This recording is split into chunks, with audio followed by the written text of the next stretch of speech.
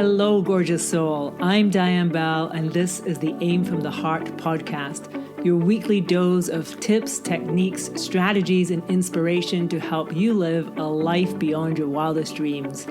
If you're ready to use the art of intentional manifestation to create more freedom, more joy, more abundance, and more bliss in your life, you are in the right place. Grab a cup of tea, pull up a chair, and let's have some fun. I am so glad you're here today. Let's do this. Hello, gorgeous soul, and welcome to episode 12 of the Aim from the Heart podcast. How are you today? So yesterday was Thanksgiving Day, if you're an American and you celebrate that. We did celebrate it, and normally I would have recorded my podcast then, but I didn't because I ended up just spending the day with my family, which was really, really beautiful.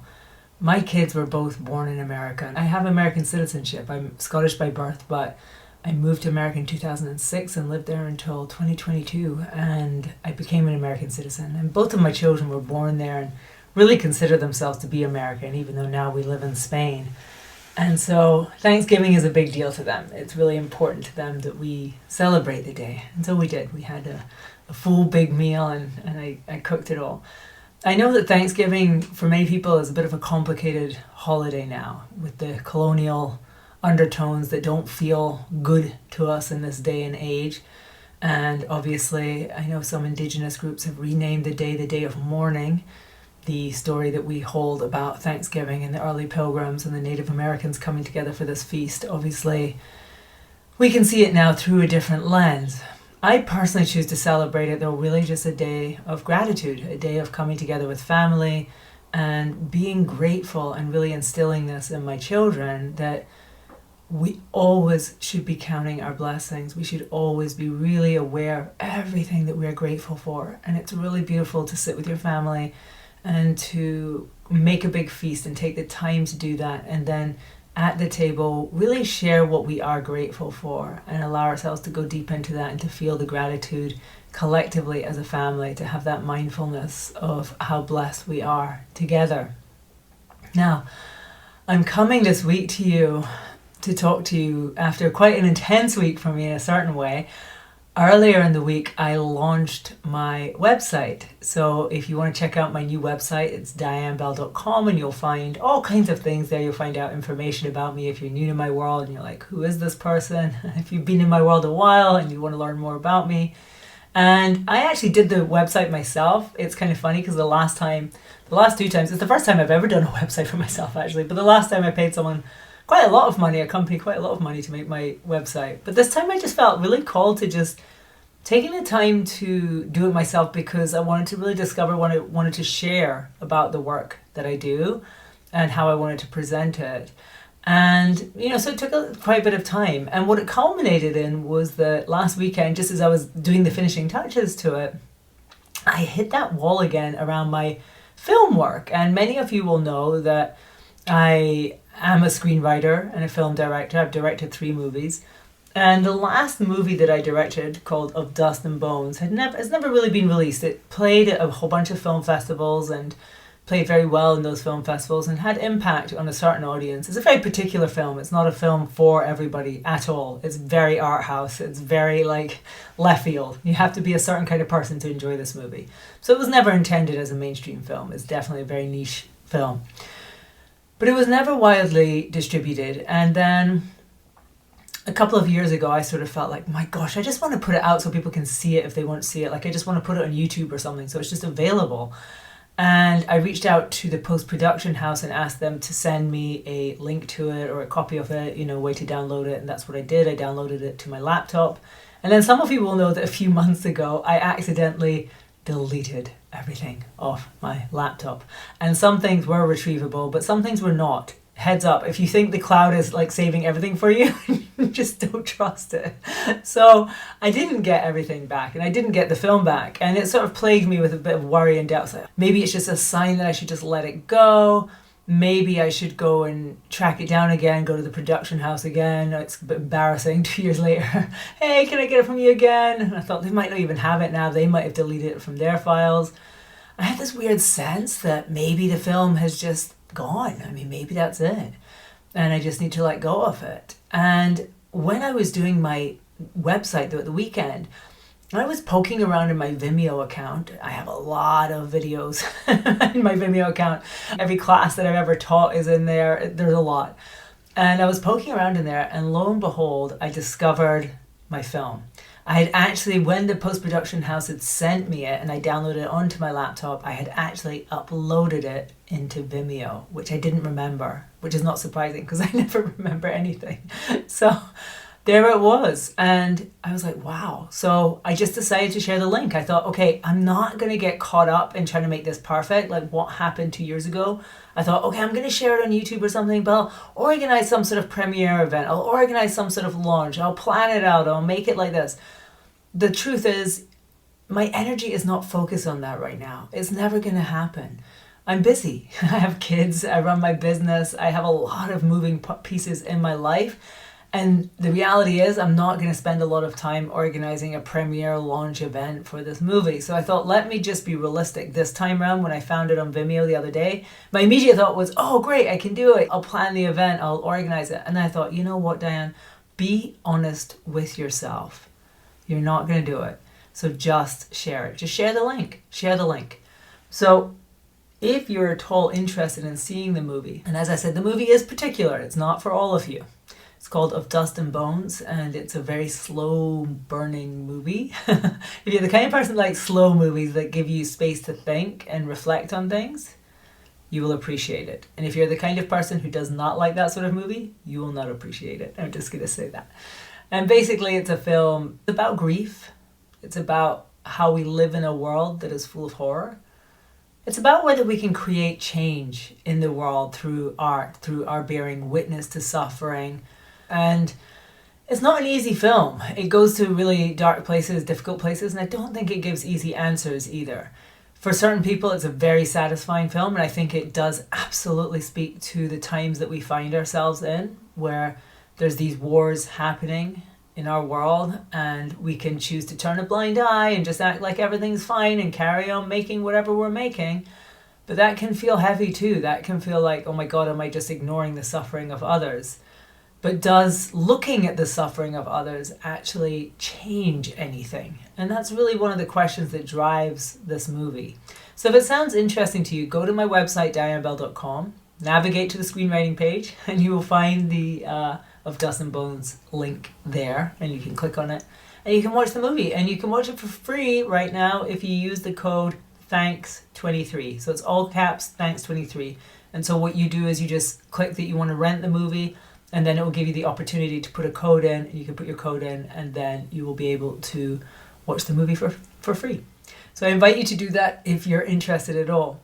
So sharing the movie this week really got me thinking a lot about our lives and the journey in our lives. And our lives are not linear journeys. This is what really came through for me. It's not like we set a goal for ourselves, a big goal, and then we just, like in movies, just go after it and the stakes get higher and then we achieve the goal.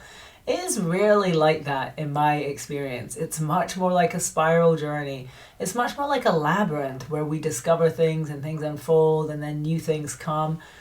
It's an evolution. Now, I reflected a lot though on what makes certain things really work well in our lives and what makes things not work so well in our lives. And actually later today, I'm going to be sharing a free live masterclass called The Difference on this, because I think this topic is really one of the most important ones that we can consider. What makes the difference? What will really make the difference in your life? What makes the difference between you achieving your goals and achieving your goals? What makes the difference between getting good results and getting great results? What makes the difference between making a movie that doesn't land very well and doesn't get seen anywhere and making a movie that really does? What makes the difference between creating an offer in your business that 3 people sign up for versus 30 people sign up for? Now, obviously, with all of these situations, no matter what you're going after in life and what you're trying to do, for sure, there is a part of it which is strategy, talent, learning skills, developing skills, getting better at the skills, all that stuff. That does make a difference. I'm not going to deny that. But I think it's a lot more than that. And I've spent a lot of time observing this and thinking about this. I worked in the film industry for 15 years and know a lot of people in it. And I'm endlessly fascinated by who creates epic success and who doesn't. And one of my observations is that it has very little to do with innate levels of talent. Very little to do with that. It's not true that the most talented people rise to the top. That is just not true. Some of the most incredibly talented screenwriters and filmmakers I've ever encountered have had very little to no success, whereas some of the ones that I would say didn't really have that much innate talent have done extraordinarily well. So it has very little to do with talent. Then you go, okay, if it's not talent, then what is it? Is it just hard work? Are the ones who succeed the ones who work the hardest? And I think this is one of the most powerful myths that we have in our society, that hard work is the key to creating our success. That in order to succeed at any level, in order to go from good to great, it just means you got to work harder. Friends, this is like the most ridiculous myth ever. Again, I know people who work so darn hard and never have any kind of success, and I know people who do very little and create magic. And to be honest, in my own life and my own journey, I'll be absolutely honest and say when I've created my most epic successes, it has not been connected to working harder than anyone. In fact, it almost seems the opposite. The times that I've created the most incredible results are also the time that I'm most at ease, that I'm most like leaning back, that I'm most relaxed about things, that I'm most just enjoying life and not straining, striving, pushing, hustling to get the result, but trusting. So in the class that I'm going to be sharing, we're going to go deep into this. We're going to go deep into what really makes the difference. And I invite you to come to that class. You can go to dianebell.com/difference and sign up for it. And if you're hearing this, immediately after, if you've missed the actual live event, go to that site anyway, and you'll be able to sign up and get the replay for 1 week. If you're listening to this way in the future, it will be gone. I'm sorry, you'll have missed it. It may be available for sale. That's one thing about my free classes. They are always full of value. My thought is always that I'm going to sell them later. So I never just go, oh, it's just a free thing and I'm not really going to give that much in it. They go deep, they go wide, they go all the way. They always will give you things that you can work with. They'll always give you transformational tools. So if I'm sharing a free class, honestly, don't think it's free, it's going to be rubbish, it's just going to be a sales pitch. Not true. You will get way beyond the worth of your time for coming to that free class. One thing that I've been thinking about this morning is the role that gratitude plays in creating the difference. Gratitude is our secret power to create the life of our dreams. If you can feel gratitude, you get yourself in the frequency of magnetizing everything you desire to you. And when I do look back at the times in my life that I have created massive results, I'm struck by the fact that in those times I was feeling so much gratitude for my life and for the world and for the unfolding of my life and for the journey that I was on, that even if things were not perfect in my life, I was really focused on the blessings that I did have, and I was living in that frequency of just being so grateful for them. Now, let me give you an example of this. So when I was in the process of making my first film, Obsoletia, I would go to yoga every single morning. I practiced 6 mornings a week. I would go to my yoga practice. I would do my practice. And at the end of my whole practice, so it would take about an hour and a half to do my yoga, I would then just sit in meditation. And I had this practice that I just created for myself. It wasn't part of the official yoga practice, but in my meditation, I would just sit and allow myself to feel grateful. Now, nobody told me to do this. This was not like, today I think gratitude practice has become such a thing. It's such a trendy thing, such a buzzword. You get your gratitude journals. This was 2009. I don't know. I don't remember people talking about gratitude in a big way. Maybe they were, but not in the circles that I was hanging out in. But at the end of every practice, I would just sit and I would just feel grateful for my life. I would feel grateful for my breath. I'd feel grateful for being alive. And I would always recite in my head the opening words of a poem by E.E. Cummings, which is literally one of my favorite poems ever. The words that I would recite were as follows. I thank you, God, most for this amazing day, for the leaping greenly spirit of trees, and the blue true dream of sky, and for everything that is natural, that is infinite, that is yes. I still, when I say those words, get goosebumps. That part, for everything that is natural, that is infinite, that is yes. And I get this wave of emotion when I say that. I get this wave of emotion when I think those words. It's the wave of pure gratitude. And it's gratitude not for things that are mine. It's not about my house, my opportunities, or my particular blessings. It's for everything that is infinite, that is natural, that is yes. And I just feel this swell when I think of that. And that frequency, that feeling, that gratitude is honestly the key to becoming the magnet for your desires. Now, as I've explored this in recent years, I've come to understand more why that is so. Everything in the world has a frequency. Now you might be like, why? How does that? Like, what do you mean? Well, everything is made of energy. Everything is energy. The three-dimensional world that we live in of physical matter, when you break down physical matter to its smallest parts, the subatomic particles, we discover that we are energy. Everything is energy. And so because of that, everything is energy and it has a movement. It has the energetic particles are moving at a certain frequency. Everything has a frequency. Money has a frequency. Joy has a frequency.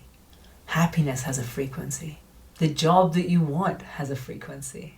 That house has a frequency. Everything has a frequency. Now, the key to actually manifesting what you desire in life is to get on the same frequency as what you desire. That's when you start to activate the law of attraction. That's the like attracts like. If you're not at the same frequency of what you desire, you're going to have a very hard time pulling it into you. This is where people get all in their heads about, well, what's the frequency of what I desire and how do I get on that frequency? There's a really simple master key frequency to everything that you desire. And it's gratitude. And it just makes things so simple. You don't have to worry about what is the specific frequency of what I want. There's a frequency to everything that is desirable in this world, and it's gratitude.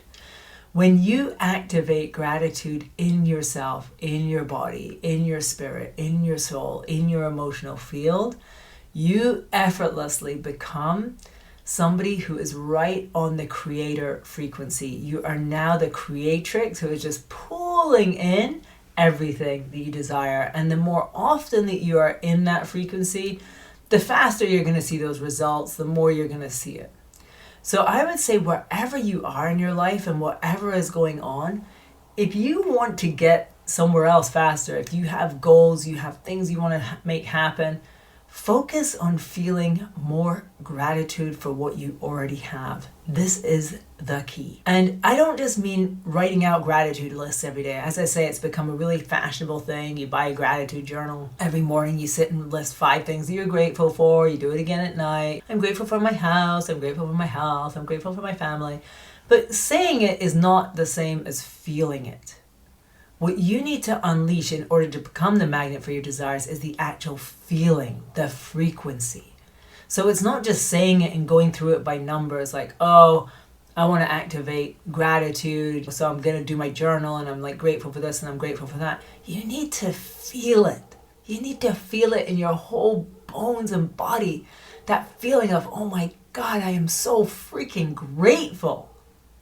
And whatever that takes, it's worth it, because I tell you, when you get onto that frequency and you're in it regularly, watch how your life changes. If you feel right now that not much is going right in your life, and I hope that's not the case, but I know sometimes for some people it's like, oh my God, my life is a mess. I'm so unhappy in all these different ways. I feel broken. I feel overwhelmed. I don't know what to do. My advice to you is find one thing that you can feel grateful for in your life right now, and there's always one, and it might not even belong to you. It might be something that is natural, that is infinite, that is yes. Tap into that, start feeling grateful for that, focus your energy into that, and your life will start to change. And if you do already have a lot of things to be grateful for in your life, then it's easy, right? We're just going to compound your gratitude, because the more you focus on being grateful for what you already have, the more you will have to be grateful for. So focusing on, oh my gosh, like I'm so grateful for this, I'm so grateful for that. Say I launch a course and only 2 people sign up. I can feel frustrated by that. I can feel like, oh my God, this is terrible. I thought 20 people were going to show up and only 2 people showed up. But if I can shift my focus to being like, I'm so grateful that 2 people have decided to do this with me, it changes everything. Now in my book, Shoot from the Heart, which is a guide to indie filmmaking, if you've read it, you'll know every single chapter ends with, be grateful for where you are on this journey. This is what propels us forward. If we are constantly focused on what's not working, if we're constantly focused on why it's all wrong, if we're constantly focused on why it's not good enough, guess what we are constantly attracting back to us? More of it's not working, it's not good enough, it's never going to work. But when we shift our focus to being grateful for every step, no, we're not all the way there. We haven't got everything that we want. It's not all done yet. But if we can be grateful here and now for what we have to be grateful for will keep growing. The reason to feel gratitude is not just so that we can get more stuff or magnetize more good things. It's also so that we live in presence. So many of us walk around cut off from our own lives, cut off from our own blessings. As my teacher Thich Nhat Hanh said, we always have the conditions to be happy. They exist in the here and now. And what we have to do is wake up to them in the here and now. Not wait until some mythical time in the future where everything's going to be right and then we get to be happy. But here and now, be in touch with how blessed we are, because trust me, my friend, if you have ears to listen to this with, and you have some device that's allowing you to listen to this podcast, you are doing great. And so just taking a moment to lock that in and to feel grateful for what we have. It's waking up to our present moment. And that is a beautiful thing. That's the greatest gift of all. Gratitude is our key. Gratitude is without a doubt the number one way to magnetize what you want to you. If you just focus on feeling grateful and you make that your number one thing, day in, day out, I'm going to be grateful. Watch how fast you start to create incredible results in your life. And who doesn't love that?